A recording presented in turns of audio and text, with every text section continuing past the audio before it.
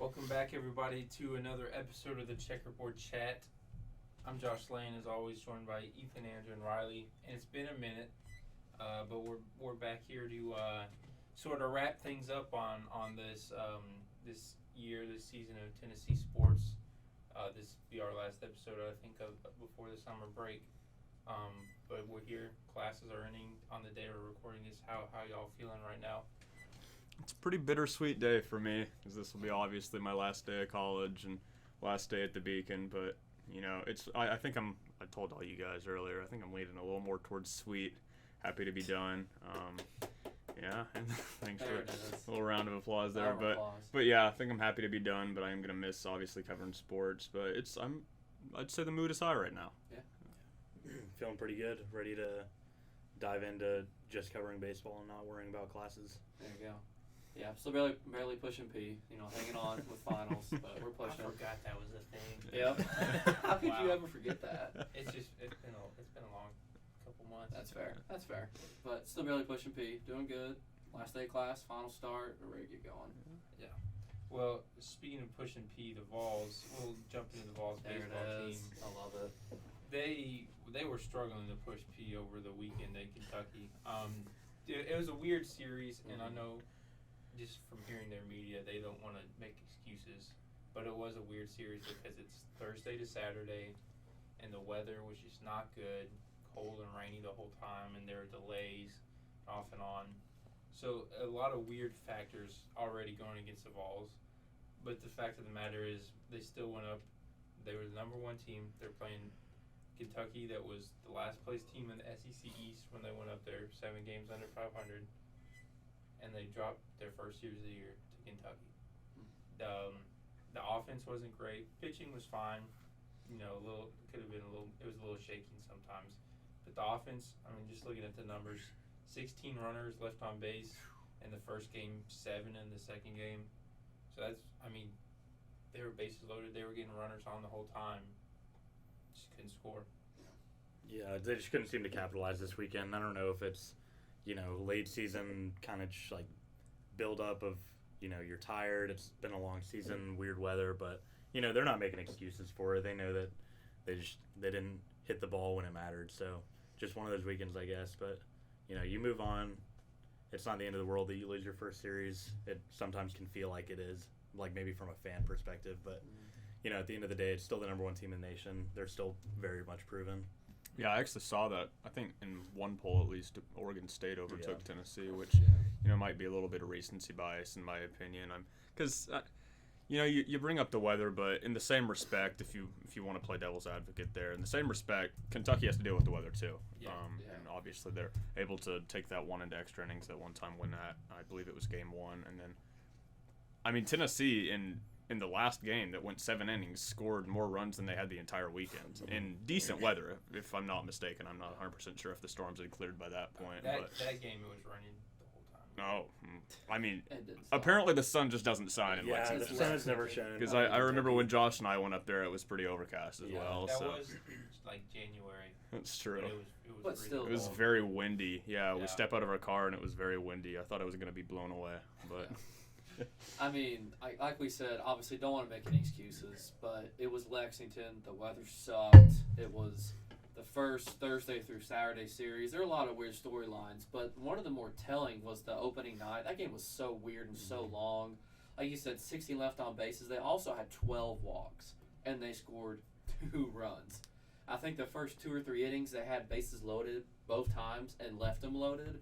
So that was a very unlike Tennessee game that night, and that game was hard to watch at some point, especially late in the game when I don't think had a hit the last maybe 5-6 innings until the 12th or 13th inning. So Tennessee struggled. It's just like you said, it's baseball. It's a weird sport.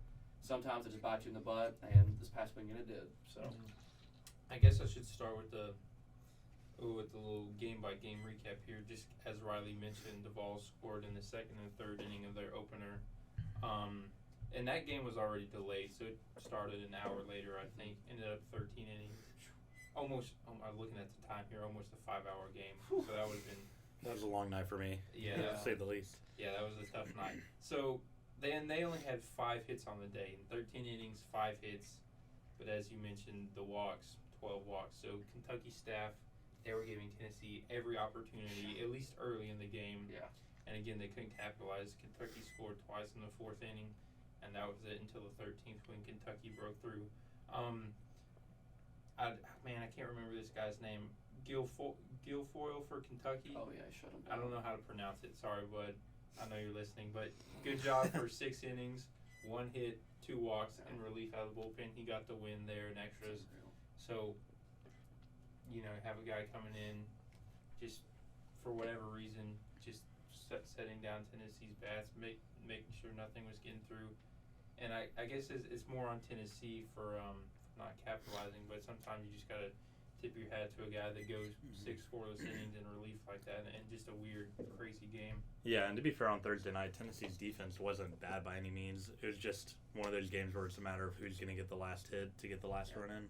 And I mean, another thing too, I know Kentucky had 12 hits, but Raymond Walsh shut them down for the majority of the late game situation. So he was kind of like Guilfoyle. He gave up some hits and whatnot, but he minimized as much as possible. Didn't give up anything until they scored. Obviously, it wasn't him, but then until they had the walk off in the 13th. So I mean, Tennessee's pitching wasn't bad either. It was just unlike them to have the best offense in the country to have 2 runs on 5 hits. So I mean, baseball's a weird game. Obviously, like you said, Ethan, Saturday, the second game, they finally woke up and scored 7 runs in 7 innings. And before then, I think they had 5 total runs before then. So, I mean, it's just kind of 4. Yeah. It's just super weird, but it happened. Get ready for Georgia this week. So. Yeah, outside of Chase Burns on Friday, no Tennessee pitcher allowed a run until Mark McLaughlin did in the 13th.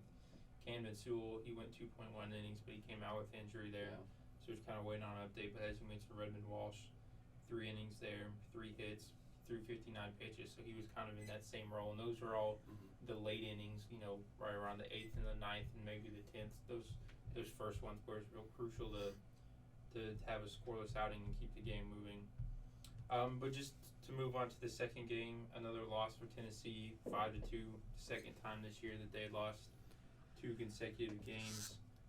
Kentucky scored first off of, I believe it was Blade Tidwell for the Vols. Yeah, he only went 3 innings. Sorry. We got Ethan writing a message on the board here. I don't know.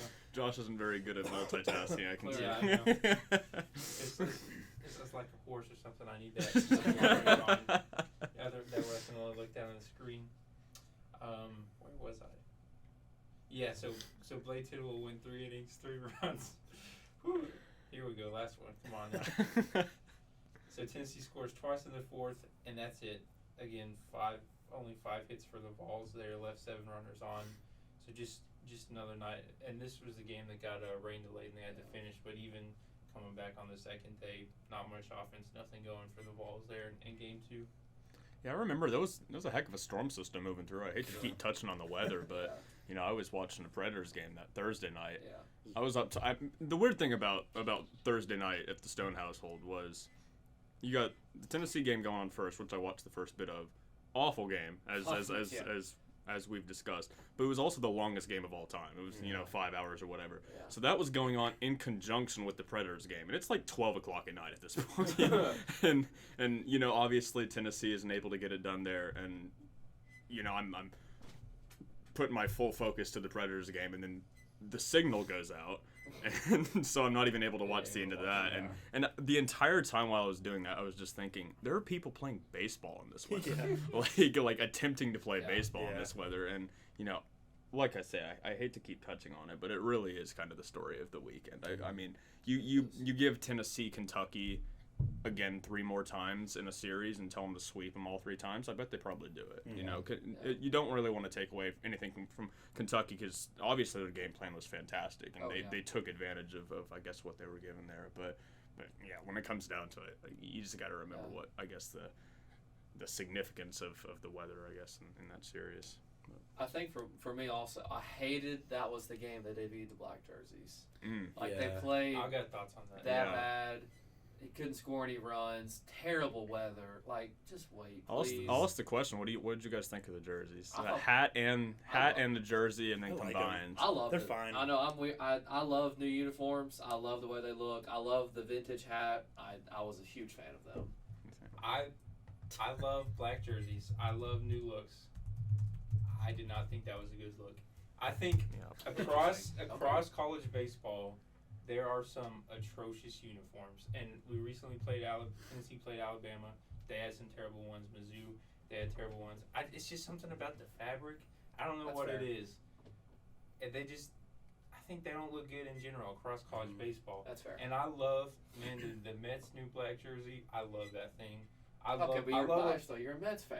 Oh, I know, but I've lived in Tennessee my whole life, That's so fair. I can say that. But I just don't think, and the big Vols, like block letter. I don't know. I think it needs something like small and kind of different font or something. Yeah. I like the hat. I like the retro logo. The retro hat is sick. Well, yeah, I love the hat, but it kind of clashes with the modern Just font big, on the jersey. As You know, because you got like huge. you got this Vols? like futuristic kind of like modern font, and then you got the weird or the Yeah, old if logo they on had the gone hat. maybe retro with Vols and not just the worst block lettering of all time. Yeah. Something I'm not a fan of is if you squint from about 100 yards away, it looks like Vandy. Yeah. Legitimately looks like Yeah. like the orange kind of looks like a gold yeah. from a while away. And I don't know, me personally, I kind of share the same sentiment as Josh. I like the hats a lot. I Yeah. think if it was just the hats, I think they might have been able to pull it off if they had a certain, sort of scheme going on with the jersey. If they changed that up a little bit, maybe not make it black. I thought the Tennessee football black was awesome.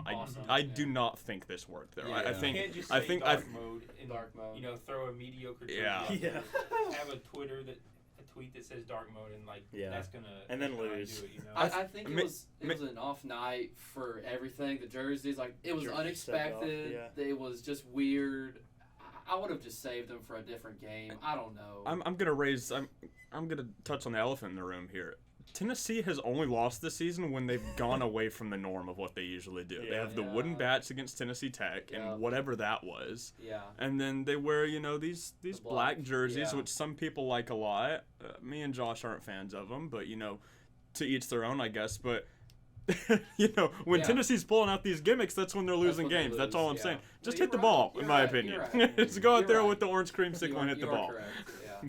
I don't know. I will say, just kind of going on baseball terms, the one thing that scares me about Tennessee is their inability to hold runners on. Yeah. So many times people have stolen or even stolen like second and then third. Yeah. That's the only thing that scares me. Kentucky was taking advantage of that every chance they got. Yeah. Even with guys who probably didn't look like they could run, but they did against Tennessee. Mhm. And then obviously, Evan Russell, it's a great story. He went from left field to catcher. But let's just be honest, he's great behind the plate, but his inability to throw runners out scares me as well. So that's the one thing moving forward that does scare me going to regional play, super regional, potentially World Series. Something I got to get better at is holding runners on. Yeah. I did not like that move with Evan Russell since I heard it back in whenever it was announced in the offseason. And it's in one sense I can get it because they've had a lot of guys that have had success in left field, and it's kind of a crowded position, and you want Evan Russell's bat in the lineup because he's back, and you don't really have another catcher outside of him. Charlie Taylor, He's not. Yeah, bless not his proven heart, yet. he's a good defensive catcher, Yeah. but he is not worth. I mean, frankly, his only double of the year was against Iona. I think that's his only hit right now. I think he's hitting like .045 Yeah. right now. So Poor look, guy. Charlie Taylor, he's not getting it done. Yeah. I can't think of their other catcher. That's right it. off the top I of mean, my head. they've only played those two. I'm pretty sure. Yeah, so very thin. So yeah, I get that you have to have him there, but you cannot hide a bad defensive player at catcher. Like No. you can throw someone in the outfield, Yes. and all right, that'll work sometimes. You can't have a liability behind the plate at catcher. Yeah. And especially when you've got 3 guys or even 4 guys that are as slow to the plate as Tennessee starters. I mean, they're gonna steal every base on you. And Enrique Bradfield did it against Vandy. Kentucky was lighting it up. I'm sure every team going forward knows. All right, Yeah. get on base. I think he leads, or Tennessee leads the league in allowed stolen bases. Yeah. I'm sure they did. So yeah, that's a problem. I didn't like that move from the So, start. I mean, Friday night, he stole 2 bases. Yeah. Let's see. They had their way. Let's see. Saturday, trying to get there. Let's see. He stole. What does it say? 3 guys stole a base. So I mean, it just didn't stop. Mhm. They stole five bases in 2 games, and then the last game, six stolen bases here. all weekend. 6 stolen bases in the finale. Daniel Harris had 3. Y'all, 6. Yeah. That's terrible. And I mean, they still won 7-2, but that's a lot. In 7 innings, mind you. Against a better team, that's going to come back to bite them at some point. Yeah. So they stole 11 bases in 3 games in a 7-inning game. Also, A 7-inning game. That's something. That's not good. Yeah, that's something else. We've been giving the Vols a hard time, and rightly so. But they are the best team in the country. They still number 1, and they also just won the SEC East Division for the second time on the road. Georgia, I believe, dropped their series to Vanderbilt. Mm-hmm. Georgia's coming into town, and I think they're still ranked. That's going to be a good series regardless. Mm-hmm. I mean, Tennessee's really just playing for the SEC at this point. Yeah. I think they still got a chance. Their magic number's around 4 right now, I think. So they're basically going to have to win out with this series against Georgia, and then on the road at Mississippi State. Man, that's the next series. We're almost at the end of this thing. It's insane. I thought we had one more in between. There's only 2 series left? Yeah, Georgia, Mississippi State. That's it. Wow. Okay. So hey, we're on the home stretch here of the regular season. Yeah. I mean, right now, what do you think? How do we feel about Tennessee's chances to win the SEC outright? Oh, so good. I mean, they got a 4-game lead with 6 games left, and Arkansas obviously is second. So I mean, it depends on who they play. No. So their chances are very high. They're back home this weekend, and they're at Mississippi State. And they're fired up. Yeah, I was going to say. Another thing too about Kentucky, nobody was there. Yeah. And this team thrives. I was shocked at how little people Me were too. there. Mm-hmm. I was like, why is nobody going to watch the number 1 team in the country? Exactly. This team thrives on fan excitement and fan hatred. Yeah. And there was none of that because nobody was there. And they will absolutely get that at Mississippi State. Oh, yeah. And obviously back home this weekend. So Yeah. they're just fine. And so they should easily wrap up the SEC after maybe this weekend, next weekend. Yeah, well, they do have a tough one against Bellarmine tonight. One thing to mention. Yeah. Something else I think we should mention a while ago, and I don't think we've talked about it since, has been Joyce hitting 105.5. Yeah, I mean that's what, unreal. what's you guys' take on good? that? Is I that guess fast? it seems pretty fast to me. I don't know. Fastest recorded pitch Ever? in history. Yeah. Wow. That's unreal. That's something By else. .03 or See, it would take me whatever. 2 pitches added together, and then maybe I could get there. Like I'm not. We're asking a lot for me to throw 52 points. The old wing, even getting it loose over there. But yeah, that's truly. It really blows my mind that people can throw that fast. Legitimately, I remember one of my first games covering Tennessee baseball. I think it was a midweek game, and obviously Ben Joyce is there, and he threw like 103 miles an hour first pitch, and second pitch was like 104, and I was like, no one's batting an eye right now. Everyone's just like, this is just kind of what happens here. I think he threw at one point 8 or 9 in a row over 100 miles an hour, and you get people online saying, "Oh, Tommy John surgery," trying to hate and stuff like that. He's already had it. Well, the good thing about the Tommy John, he got it to do that because it tightened his elbow, tightened all the ligaments, and so it's actually helped him throw 105. He's doing things that are so much rehab coming back from Yeah. that. His it's arm crazy. is so much stronger than it ever was. Yeah. That's crazy. He's doing things that, from an outside perspective, are just insane. I mean, Yeah. people are like, "Oh yeah, Tennessee has this pitcher that's throwing 105 miles, and he's not even a weekend starter." And, man, talk about the wonders that Ben Joyce has done for just. I mean, this team was already going to get national recognition, but he's just taken it to the next level. You know, everybody wants to see him pitch. Everybody wants to talk about it. So I mean, did y'all see last week when he came in on Thursday? All the phones that came out behind home plate. There was like 10 people who just held their phone out. Yep. I mean, that's just a national camaraderie. I mean, it's amazing. It's not that he just has the fastball either. If I'm not mistaken, he has like a nasty slider. Yeah, it's like it. Andrew is. I mean, he throws 105. Yeah, and then he's got an 80. Slider. He's got an 86 mile an hour slider, and it's like what are you supposed to do? And a Genuinely, what are you supposed to changeup do? that just floats in there. Well, not floats, but it goes in there. It's nothing to disgusting. do about it. And the funny Ben Joyce story is when right at that game he threw 105 and he comes out for media availability wearing a sleeveless shirt and he's just got and I would be too if he has these massive biceps, of course. I mean, this guy Huge. He's like 6'5", 230 or something stupid like that. Just we won't see him next a year. massive He'll be in the human draft, being. So strong. Anyways, I had Arkansas schedule up because we were talking about them. They play Vandy this weekend, and then they're at Alabama. That's not easy. So again, that's 2 tough series. Yeah. To be and then close on the road at Alabama. I think Tennessee has a very, very good chance to win the SEC outright this year. I agree. And how we feel then about their SEC tournament outlook. Obviously, last year they came close to winning that, fell to Arkansas, but Yeah. this year, again, I think with their 4 starters, with their pitching depth the way it is, you know, as long as they don't leave a bunch of runners on, it's theirs as much as you could say it is for anybody else. I mean, Tennessee's pitching depth, most teams probably have 2 bona fide good starters. But, you know, definitely 1, pushing 2, maybe 3. Tennessee's got 4. Yeah. And they can also go to Camden, who most teams would have him as a starter, and he's coming out of the bullpen. So they could go 4, maybe 5 guys during We a talked tournament. about Ben Joyce. Vitello has said Yeah. a lot. He could start. He definitely Yeah. can start. Obviously, Redmond he won't drew be throwing 59 105, pitches. but yeah, they've got 6, 7 Yeah. guys. They can go 4 innings at least. I mean, that's going to carry them so much, you know, come, you know, SEC tournament, come regional, super regional. That's going to pay off so much for these guys. That's such a huge advantage for them. Yeah, and playing at Hoover. Sorry, I'm losing my voice this morning. Somebody else go. This man Andrew is falling apart. It's all right. Oh man. That just put a stall on it. I was gonna say something, and it was too funny watching Andrew He's just then. He's dying. What I was gonna say, my train of thought is back after watching Andrew gulp down some water. I think college baseball, not just Tennessee, college baseball needs a rematch between Tennessee and Arkansas. Yeah, absolutely. I mean, Arkansas obviously really the only team I feel like that can match Tennessee this year. In terms of just production in the SEC, and even then Tennessee's kind of lapped the field in that regard. But I mean, I'll just double down on it. Tennessee Arkansas needs to happen, and it needs to be, you know, a good series, and college baseball will benefit greatly from it. Yeah, the point I was going to make, the environment in Hoover is going to be awesome, and Tennessee's going to thrive off of that. Yeah. I think I'll leave it at that.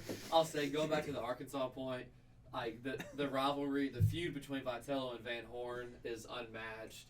What that Arkansas pitcher said a couple weeks ago, said that team over in the East, they hate each other. Yeah, I love it. Like you said, I need to see that matchup because it was a disappointment. We couldn't see them in the regular season this year. So Hoover needs to happen, or maybe even the College World Series. Something has to happen. Arkansas fans have this weird Obsession. hatred obsession for Tennessee. Yes. I feel like And you would think Tennessee beat them last year. Yes. It's insane. Yes. It's insane to watch for me.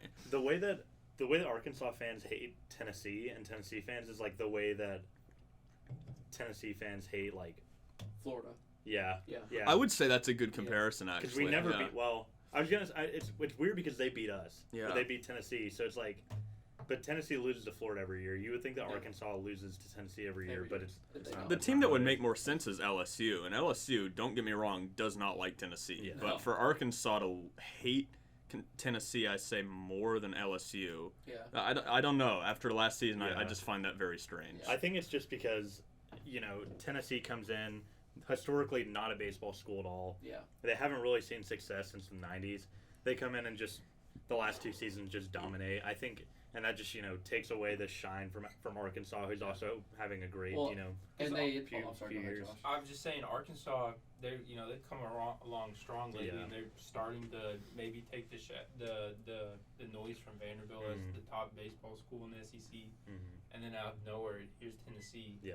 And they've got Vitello, former Arkansas guy. Yeah, exactly. And just the personalities, The here, personalities. here at Tennessee, and if you're in the program, everybody loves it. But outside, it's easy to hate the Vols, which is how loud and cocky they are. And that's how they want it too. Yeah. They wouldn't have it any other way.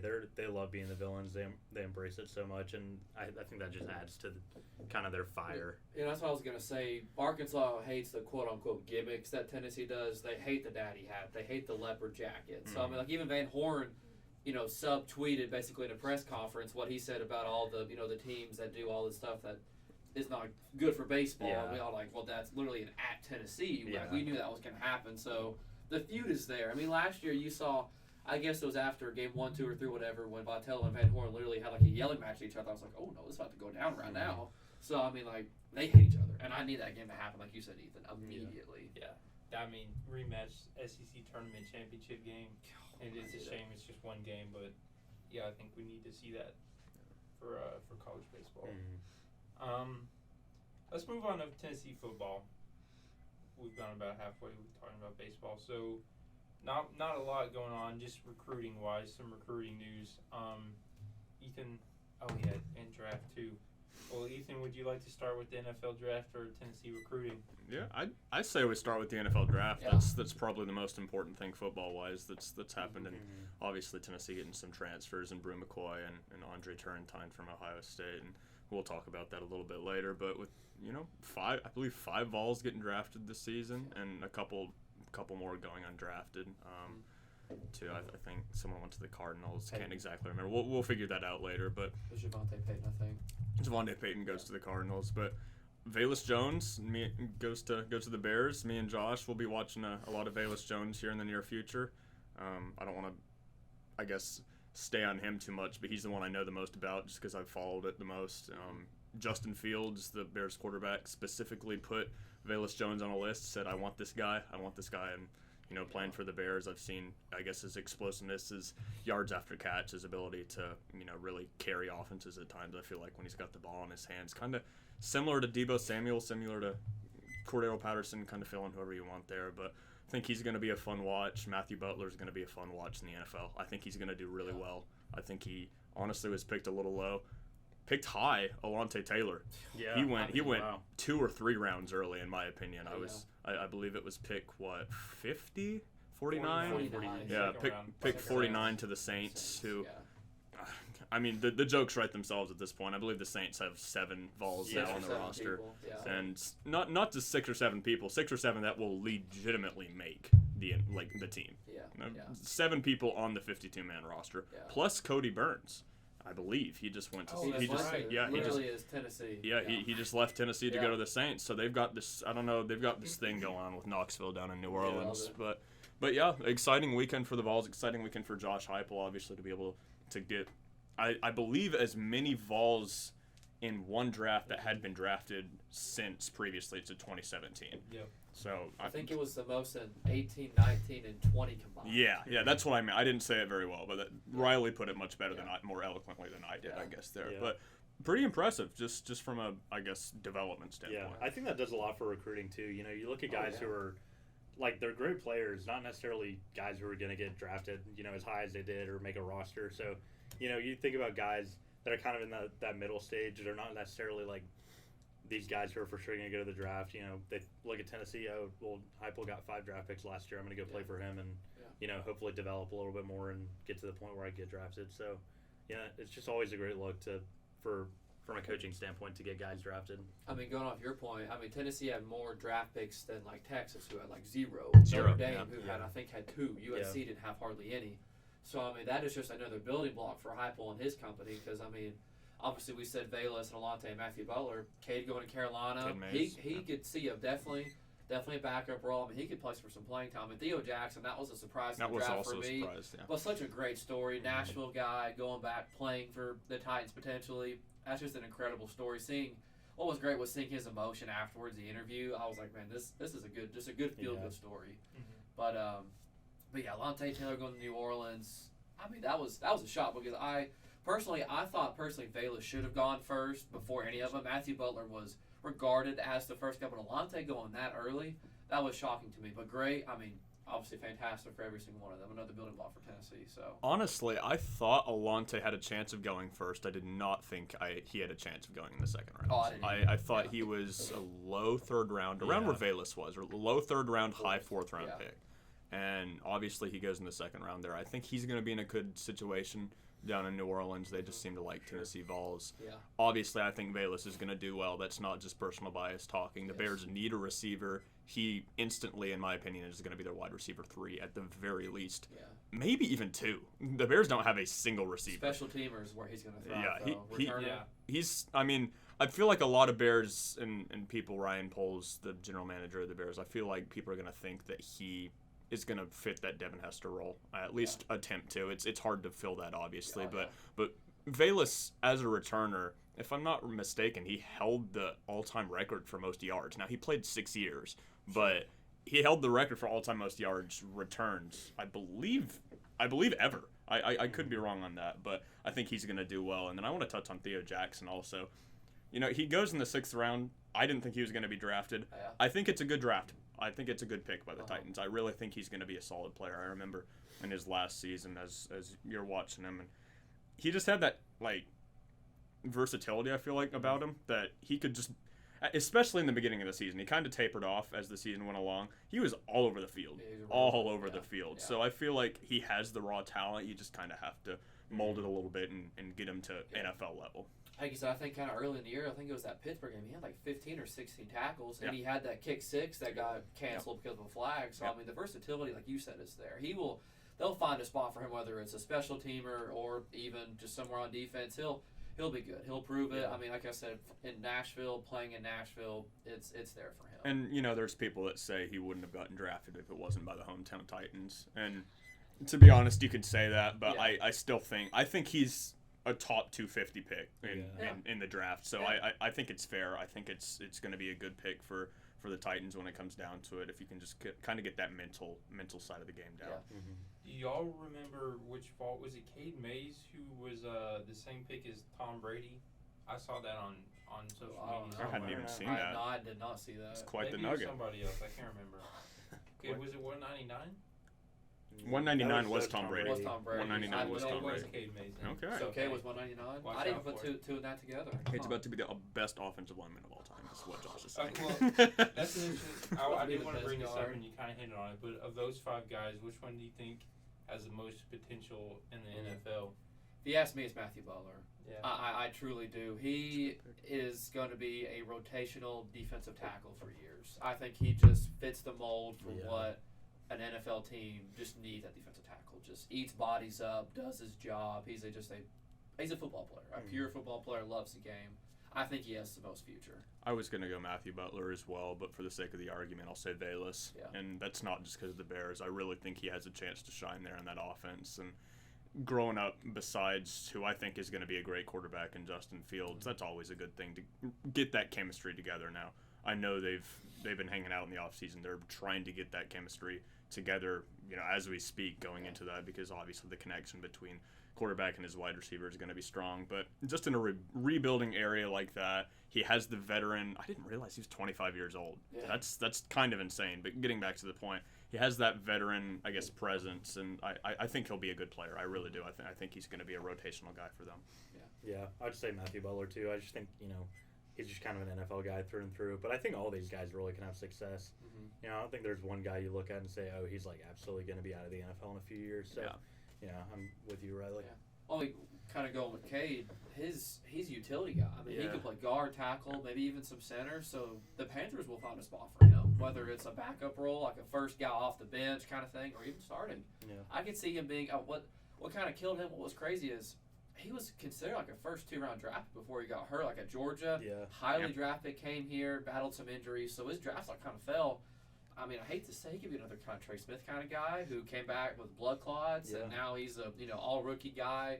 Could be a fantastic guard. Sealed the draft last year, so Cade could do it. You never know. So something to look at. I should bring up also a couple former Vols got drafted. You got Ty Chandler, obviously, going, I believe, to the Vikings. Hate that he's going to the North, and I'm going to have to see some of Ty Chandler because I think he's going to be a baller. Yeah. He played really well with North Carolina in that final season. I think he could be a legitimate, really good NFL back, maybe behind Dalvin Cook, but still. And then he didn't get drafted, but Jared Garantano went to the Cardinals as well, undrafted, joining Devontae Payton there. I mean, I feel like Garantano, you can say what you want about him. That guy has the work ethic of anyone I've ever seen. He just does not care what anyone says about him. Not really. He just keeps going. And, you got to wish him the best of luck. You really do, because, he didn't quite work out in college. You don't know if he's going to work out in the pros, but I felt like we should give a shout out to Jarrett for keeping up there. I think Eric Gray got drafted too, I want to say. I don't remember, but it might have been later rounds because I kind of stopped watching after the first 5. Let's see here. I don't. Let's see. Did he get drafted? Doesn't look like it. Okay, I thought he did. Yeah, I don't remember his name being up there, but yeah, you've got a lot of guys on this team also that I feel like will get drafted in the future for Tennessee. It's looking up. I feel like this won't be the first time that there's multiple Vols drafted in the next while. Tennessee had more draft picks. I saw on Twitter. It was more than like 4 entire states combined. Like the state of Utah had like 1 draft pick, and then obviously Texas has like 1 draft pick, and like the entire area up there and kind of the Pacific Northwest, there wasn't very many either. So it's hard to get people drafted like that. Just a while ago, I remember Tennessee didn't have a single draft pick on their roster in one of those classes. So to have 5 of them is no small feat. Yeah. Well, that's a good segue into the next topic, talking about classes and everything else. How Tennessee's doing on the recruiting board. They've been active. They've got some commits coming their way. Transfer portal. They've been active there. Can you kind of walk us through what's going on there, recruiting wise with the Vols? Yeah. So more recently, Tennessee gets Brew Mccoy out of USC, former 5-star guy, former top 10 guy. Initially went to Texas, transferred to USC, played a little bit there, had serious problems at USC, off the field issues. They got him sitting out for all of last season. So he's a good player. He really is. He has the talent. It's going to honestly be something to see whether or not he actually gets to the field on Rocky Top. I have a feeling he may be one of those guys that, has all the hype coming in, but you just never see him get to the field, kind of a la Caden Salter the other year. Yeah. But obviously a big talent at kind of a position of need for Tennessee. You got Cedric Tillman, you got Jalen Hyatt, but after that it kind of falls off a cliff. Jimmy Callaway a little bit. He seems to be on the up and up, and we can name Tennessee wide receivers as much as we can, especially with a nice class coming in next year. You got Squirrel White, you got Caleb Webb, who's looking like he's going to be a pretty top prospect in the class. Yeah. But you add Brew McCoy to that. You have Jalen Robinson out of UCF. He's kind of trending towards Tennessee. I believe he's going to make his decision here in the next couple days. It might have been May 18th. I may have seen wrong, so I wouldn't take my word off that. But obviously Jalen Robinson, a former Heupel recruit, Heupel guy, played under him. I believe he's like the second most valued wide receiver transfer in the portal right now. McCoy was up there as well. I don't remember what his number was off the top of my head. But transitioning to defense, obviously Tennessee able to get Wesley Walker a while ago, about a month ago. I'm not even sure if we talked on that just because it's been so long since we've been in here. Get Wesley Walker, and then the big one is Andre Turentine out of Ohio State. Another guy that didn't play much. He may not have played at all last season, but he was a 4-star prospect. Yeah. Just another really good talent. I've seen a lot of things that say Ohio State beat writers have said that he's going to be a great pickup for Tennessee at even more of a position of need than wide receiver, because you're losing Alante. You've got a whole bunch of guys that really just have been kind of iffy for Tennessee at that position. You got Warren Burrell. He's probably going to be the top guy. Trayvon Flowers obviously is going to play it to the safety, and then Jalen McCullough will be opposite him. But adding guys in that cornerback and that defensive back room, that is going to be huge for Tennessee. Now, will Turentine play a lot this season? Who knows? He just does not have that much of a tape in college, but I feel like he's going to be a good pickup for Tennessee in the long run. Yeah. If you ask me, the biggest winner of this whole thing is Cedric Tillman. Yeah. Because now he is going to get not as much as attention as he would have if Tennessee didn't pick up another guy like Brew Mccoy. Because like you said, heading into the season, Jalen Hyatt has all the potential in the world, but he's kind of unproven. And after that, Jimmy Holiday, Jimmy Callaway, a lot of guys, and then freshmen who have not done a thing for Tennessee so far. So the wide receiver room needed somebody else, and Brew McCoy was that answer. He's another big guy, 6'3", 220, huge, can play the outside, so fits perfect in that Tennessee system. And what's crazy is Tennessee now has 2 top 10 prospects in that 2019 class, because Darnell Wright, another 5-star, he was the 10th rated prospect, and Brew McCoy was a 9th. So an incredible pickup for Tennessee. Obviously, Brew brings some baggage. We know that. Didn't play at all last year because, like you said, of the charges. So we'll see how that turns out, because I don't think the LAPD, I think they may have dropped it or something. I don't know. It's still unconclusive, or something didn't happen. We're not sure. I think he's good to play this season. Yeah, it's just a matter of him getting there. But. Exactly. So we'll see what happens, but it's a great, an incredible addition for a Tennessee team of need at wide receiver. And let me just add, with that wide receiver group kind of getting away from McCoy, Cedric Tillman last season, he was not an unknown, but he was not the wide receiver 1 prospect. No. Jalen Hyatt was. Everyone thought Jalen Hyatt was going to be wide receiver 1. Yeah. If I'm not mistaken, it might have been Ramel Keaton that everyone thought was going to be 2, and he kind of fell off a cliff a little bit. Not a bad player by any means. Ramel Keaton, I think, could possibly take a leap, because that's what I'm kind of getting at here is who do you think in this class, be it McCoy, be it Jimmy Holiday, whoever, who do you think could take that leap maybe to be a wide receiver 2 next to Tillman? Do you think Hyatt will finally do it? Do you think maybe Jalen Robinson, if he eventually chooses Tennessee? What do you think? I think I could see Hyatt, stepping up. He was supposed to have a big year last year. It didn't really happen, but, the talent is definitely there. And, maybe it was just something about figuring out where he fits into the offense. But he's been here for, what is this? This will be his third year? This is his junior year. Yeah, so, I feel like at this point, he kind of figured it out. He starts getting production like we kind of thought he would. I kind of see him stepping up to that role. Yeah, I mean, obviously the answer probably is Hyatt because he had a good 2020 season, albeit 10 games with Pruitt, whatever. Mm-hmm. Last season, step back, and then he even admitted to in the offseason, he's like, I didn't put as much effort or energy into my craft. Yeah. He's put on some good weight, and he still looks pretty skinny, but he's put on good weight. Yeah. He's worked hard. So the answer is him, but watch out for Jimmy Callaway. That man put on one of the more impressive and most athletic things I've ever seen at the scrimmage he did. So he caught a screen pass, missed some tackles, came across the back half of the field, ran about, so I guess it was half the field's 50 yards, even though it was probably about 90 in reality or 100.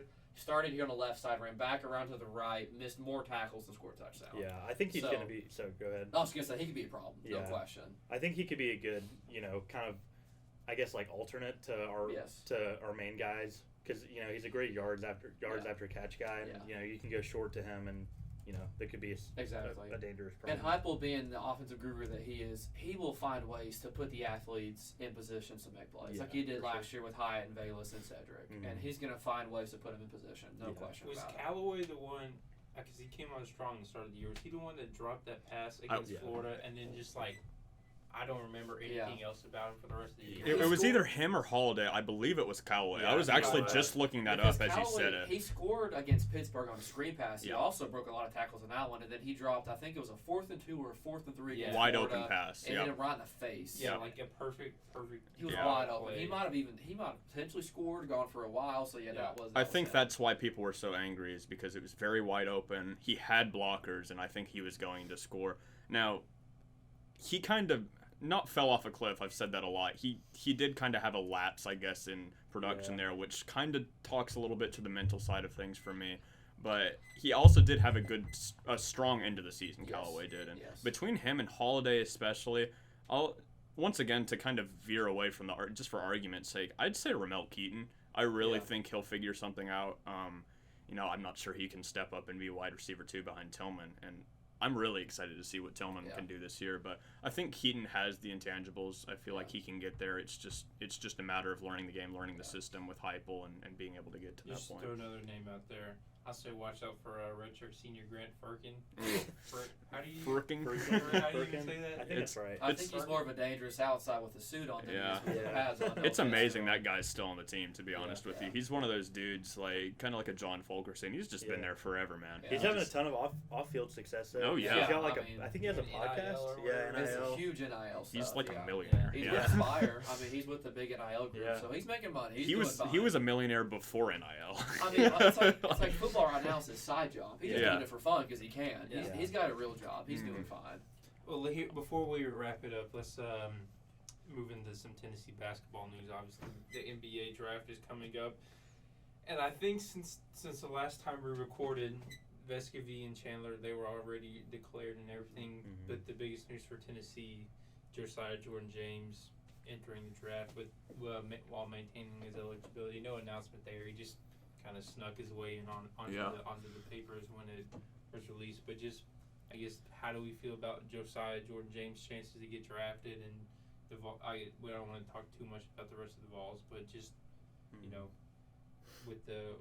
do you feel about that right now? I would say Josiah has probably the best chance on the team to get drafted. I don't think he's going Besides to. Kennedy Chandler. Yeah, obviously Kennedy Chandler. I mean, I almost just kind of went over that because Kennedy's going to be a first-round pick probably. Hopefully, but Josiah has a good chance of getting drafted. I think it's a moot point because I think he's going to come back. I think Vescovy is going to do the same.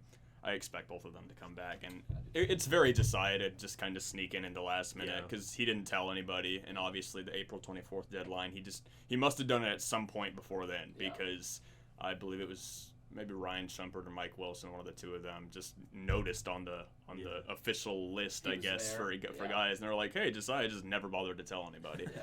So a very Josiah thing, but I expect him to come back. Obviously, I have no idea, but I just feel like he's gonna kind of get talked to, and people are gonna tell him he's a middle, maybe late second round pick, if that, and he's a guy I feel like that just wants to finish what he started. So I don't see many instances in him not coming back. Yeah, I don't.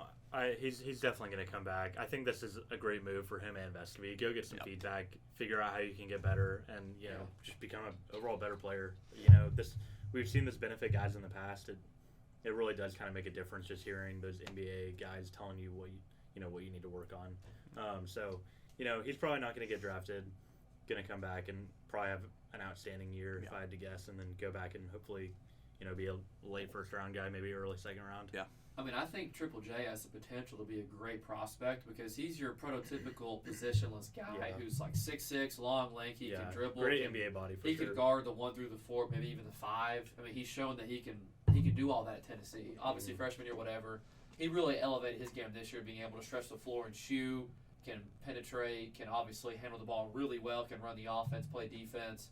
So I think he has the potential to be a great prospect. Obviously, maybe not this year, but next year, like you said, Andrew, high second, maybe even late first kind of guy. He's got the potential to do it. He's got to develop his offense just a little bit. That's the thing holding him back. He's a great shooter when he's open. Yeah. He's a fantastic mid-range shooter. He can post up pretty well. He's good at posting up. He's got to get better, I feel like, downhill, drive to the basket. Because remember, he was a point guard prospect when he first got here. That's insane to think. Wild. That is absolutely insane to he's think. 3 or maybe even the 4 right now. 3 and 4 mostly. And, I guess his ability to do that and just, dominate people. Yeah. I feel like he has that ability. He's got maybe the quickness, the size, definitely the frame to just be able to just drive in the paint and get 2 points if you need it. And then walk away and play defense as he's always played, because right now defensively he's not getting much better than he is. He's just not going to. He's a great rebounder. He's got everything except for, I feel like, that downhill ability. I see this next year for him just kind of developing that bag, honestly, just getting some more offensive moves where you're not just shooting a catch and shoot 3 or posting up in the paint. And if he can do that, I think he becomes a great kind of two-way player, and I think if he can just develop that offense, like you said, a little bit more, it's a world of difference. I feel like Barnes has said it before. He needs to be more selfish. Yeah. We've definitely said it before. He needs to be more selfish. He needs to, Josiah at some point has to realize, I'm probably the best player on the court, if not, number 2, number 3 best player on the court. I'm just going to score 2 points here. Sorry. And that's just not his nature at all. Not even a little bit. He is often a guy that gets 6-7 assists per game. And he's not even a guard. Not really. Not really anymore. And he's getting 6 or 7 assists per game. So it's promising. Obviously, he has that for NBA potential. But also in the NBA, you see guys that are just they don't care. They're perfectly fine just scoring 2 points themselves, scoring 3 points themselves. And I feel like that's something he really needs to work on this season. Not to a fault, obviously. Don't do anything detrimental to the team, but I think he could figure that out and really elevate his game. Yeah, and just to make comparisons, Admiral went to the draft after his junior year and went and got some feedback, and he came back and upped his offensive game a ton. Yeah. So, I can kind of see Josiah doing the same thing. I agree. I think these guys are going to tell him, start taking more shots, start driving more, and that's what Admiral did his senior year, and he got drafted. And at the end of the day, I think they'll all come back. So Tennessee fans, don't worry. The only guy leaving is Chandler, and obviously Huntley, Hatfield goes transfer portal, and Powell too. But the guys going to the draft, Vescovy and Triple J, they'll be back. Just real fast before we end, I feel like we should talk about Tyreek Key. Maybe Brandon Huntley Hatfield. I don't know if we've talked anything about Brandon Huntley Hatfield. He obviously went to Louisville.